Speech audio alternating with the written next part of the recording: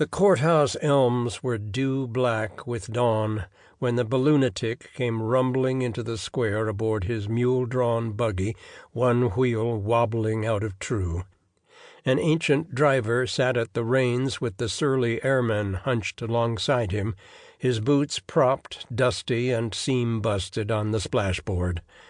A brown mountain of canvas loomed from the bed of the conveyance, dwarfing the odd pair of itinerant wagoners.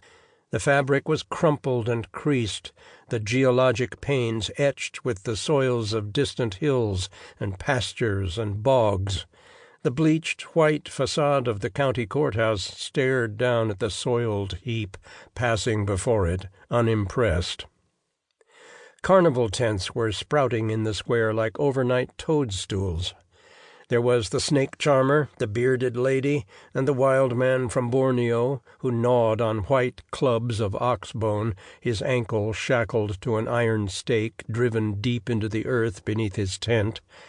One might have witnessed any of these marvels for a dime.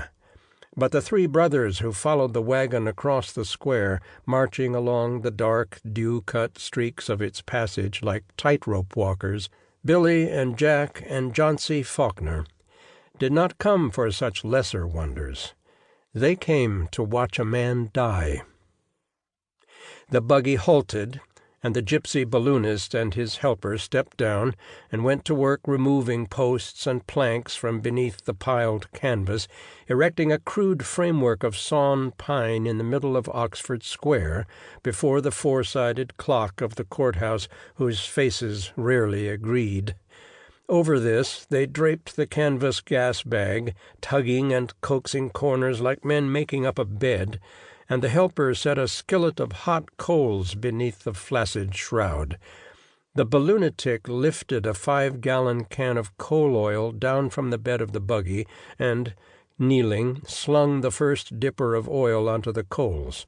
The skillet flashed and crackled, belching black balls of oil smoke into the open maw of the balloon. He would sling the dipper again and again, twice a minute, until 2 hours later the canvas had begun to swell ever so slightly, bulging here or there. By this time the two younger brothers, Jack and Johnsy, had wandered off to pitch rings over the necks of milk bottles or dunk their heads for apples, to gaze upon the prize pumpkins and potatoes in the farmers' stalls. The streets were alive with horses and carriages, and townsfolk clacked back and forth along the board sidewalks that fronted the 2-story brick and stucco facades of the square's storefronts, many with balconies or cast-iron columns. Only Billy, 11 years old, stood fixed on the lawn, watching the coal fire fill the shoddy lung of canvas.